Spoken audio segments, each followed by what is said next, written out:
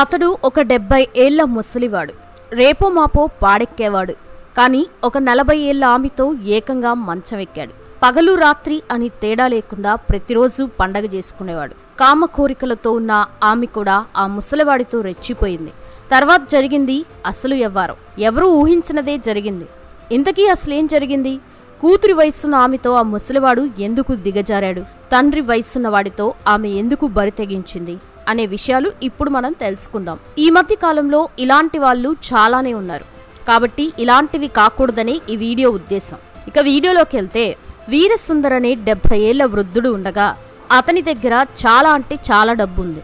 అతని ఇంటి చుట్టూ ఎకరాలలో భూమి, ఒక పెద్ద చెరువు, కొన్ని వ్యాపార దుకాణాలు ఉన్నాయి. వీరసుందర్ అంటే ఆ ఊర్లో వాళ్ళందరికీ కాస్త భయమే ఉంటుంది. ఎవరూ కూడా అతన్ని ఎదిరించి మాట్లాడలేరు. ఇక వీరసుందర్ భార్య కొన్నాళ్ల క్రితమే చనిపోవడంతో తన పిల్లలు విదేశాల్లో సెటిల్ అయ్యారు. వీరసుందర్ మాత్రం ఇక్కడే ఒంటరిగా ఉంటూ తన వ్యాపారాలు చూసుకుంటూ ఉండేవాడు. ఇక ఇతడు ముసలివాడైనప్పటికీ ఇతనిలో కామం అనేది ఇంకా యవ్వనంలోనే ఉంది. ఇదిలా ఉంటే శాంతి అనే ఒక 40 ఏళ్ల మహిళ కొన్నాళ్ల కిందటే ఆ ఊరికి వచ్చి ఒంటరిగా ఉంటుంది. నిజానికి ఆమె గతం గురించి ఎవరికీ తెలియదు. కేవలం తన భర్త తనను వదిలేసి వెళ్ళిపోయాడని చెప్పుకుంటూ ఉండేది. అయితే శాంతి ఆ ఊరిలో వీరసుందర్ భవనంలో చిన్న గదిలో అద్దెకు ఉంటూ అతని పొలంలో పనిచేస్తూ ఉంటుంది. అలా వీరసుందర్ ఇంట్లో కొంతమంది పనివాళ్లు ఉంటూ పనులు చేస్తూ ఉంటారు. ఇక శాంతి చూడ్డానికి కాస్త అందంగానే ఉంటుంది. దీంతో అక్కడ ఉండే కొందరు మగాళ్లు ఆమె ఒంటరి స్త్రీ కావడంతో అందరూ ఆమెని అదో రకంగా చూస్తూ ఉండేవాళ్లు. దీంతో శాంతి వాళ్ళ చూపుల్ని అస్సలు పట్టించుకునేది కాదు. ఇక వీరసుందర్ తన ఇంట్లో వాళ్ళని అందరినీ సమానంగా చూసుకునేవాడు. అలా శాంతిని కూడా ఇంట్లో పనిచేసే మహిళగానే చూసేవాడు.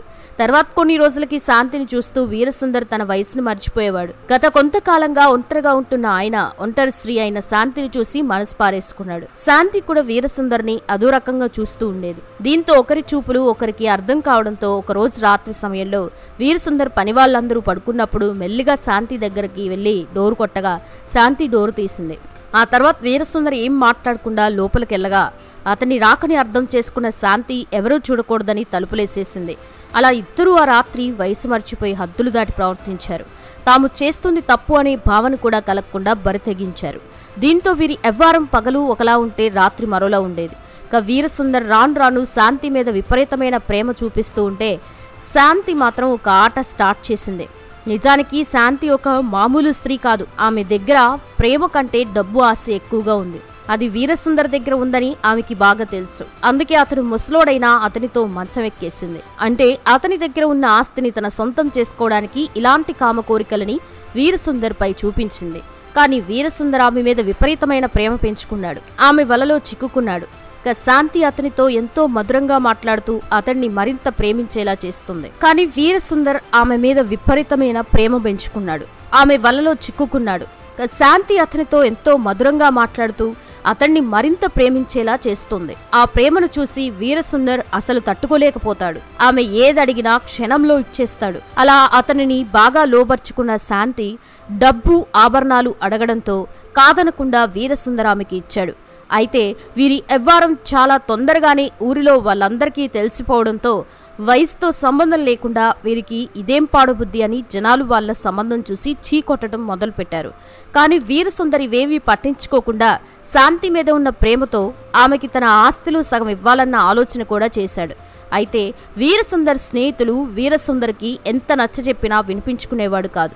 ఆమెని ఎక్కువగా నమ్మకూడదని. అయితే వీరసుందర్ స్నేహితులు వీరసుందర్కి ఎంత నచ్చజెప్పినా వినిపించుకునేవాడు కాదు. ఆమెని ఎక్కువగా నమ్మకూడదని, ఆమె నీపైన కాదు నీ దగ్గర ఉన్న డబ్బు మీద ప్రేమ చూపిస్తుందని చెప్పినప్పటికీ ఆయన అస్సలు వినిపించుకోడు.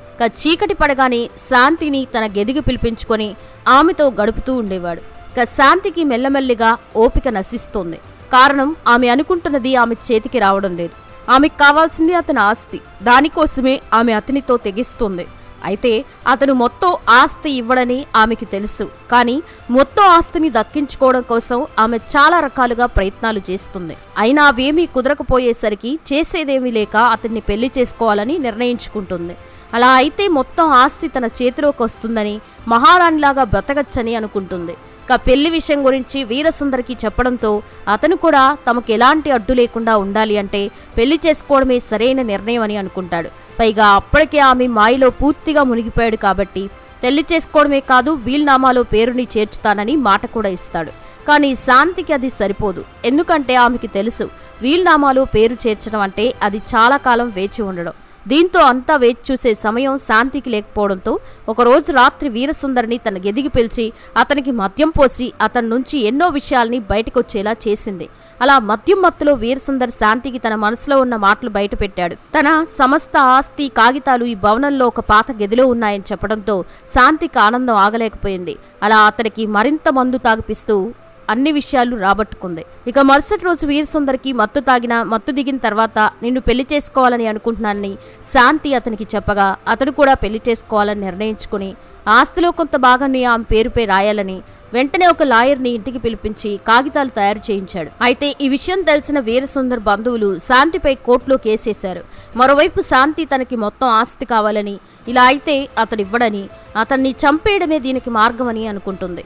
దీంతో మరుసటి రోజు అతని గది దగ్గరికి వెళ్లి బాగా మందు తాగిపించి ఖాళీ పేపర్ మీద సంతకం చేయించి అతన్ని పడుకునేలా చేసింది. తర్వాత శాంతి మెల్లిగా వీరసుందర్ చెప్పిన పాత గదిలోకి వెళ్లి అక్కడున్న కాగితాలన్నింటినీ తీసి చూసి ఆయన సంతకం పెట్టిన ఖాళీ పేపర్ మీద వీరసుందర్ తన సమస్త ఆస్తిని శాంతి పేరుపై చేశాడు అన్నట్టుగా రాసి ఆ కాగితాన్ని అక్కడే పెట్టేసి వెంటనే వంటగదిలోకి వెళ్ళింది. అక్కడ ఉన్న కిరోసిన్ తీసుకొచ్చి వీరసుందర్పై చల్లి అగ్గిపుల్ల వెలిగించే వెంటనే గదిలో నుంచి బయటకు వచ్చేసింది.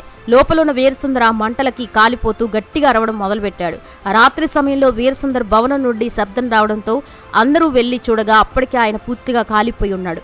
మరోవైపు శాంతి ఏం తెలియనట్టుగా నటించడం మొదలుపెట్టింది. ఈ విషయం తెలుసుకున్న పోలీసులు వెంటనే అక్కడికి వచ్చి ఆయనకి సంబంధించిన అన్ని విషయాల్లో విచారణ చేపట్టారు. గదిలో పడుకుని ఉన్న అతనిపై ఎవరో నిప్పంటించినట్లుగా ఉండడంతో మరింత అనుమానం వచ్చి ఆయన ఆస్తి పత్రాలని చూడగా ఇందులో ఒక పేపర్ మీద శాంతి పేరు ఉండడాన్ని చూసి ఇక్కడ శాంతి ఎవరిని అడగడంతో వెంటనే శాంతి ఏడుస్తూ నేనే అంటూ పోలీసుల ముందు నిలబడింది.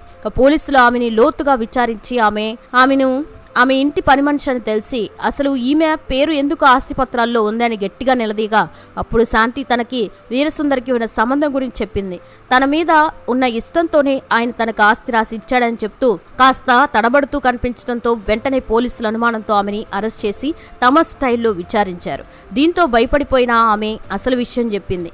ఆస్తి కోసమే తను వీరసుందర్ని తన మాయలో పడేశానని, కానీ తను అనుకున్నంత ఆస్తి రాకపోవడంతో చేసేదేం లేక చంపేశానని చెప్పడంతో పోలీసులు షాక్ అయ్యారు. అంతేకాకుండా ఆమె ఎక్కడి నుండి వచ్చింది, ఈమెకి ఎవరైనా ఉన్నారా అని మరింత లోతుగా విచారించగా ఆమె ఒక పెద్ద మాయ లేడీ అని, అలా గ్రామాలలో బాగా డబ్బున్న వ్యక్తుల దగ్గరికి వెళ్ళి వాళ్ళ దగ్గర బంగారం డబ్బుని తీసుకుని మళ్ళీ వేరే గ్రామానికి వెళ్ళి ఇలాంటి వ్యవహారాలు నడిపిస్తుందని, అయితే వీరసుందర్కి ఎవరూ లేకపోవడంతో ఆయన ఆస్తి మొత్తం మీద ఆశపడి ఇలా చేసిందని తెలుస్తోంది. దీంతో ఇలాంటి స్త్రీ బయట ఉంటే ఎప్పటికైనా ప్రమాదమే అని పోలీసులు ఆమెని కోర్టుకి అప్పగించగా కోర్టు ఆమెకి జీవిత ఖైదుగా శిక్ష విధించింది. చూశారు కదా ఫ్రెండ్స్, ఈ మధ్య కాలంలో కొందరు డబ్బు కోసం ఏదైనా చేయడానికి తెగిస్తున్నారు. చివరికి చంపడానికి కూడా వెనకాడడం లేదు. మరి ఈ వీడియో చూశాక మీరేమనుకుంటున్నారు? మీ అభిప్రాయాన్ని కామెంట్స్ రూపంలో చెప్పండి.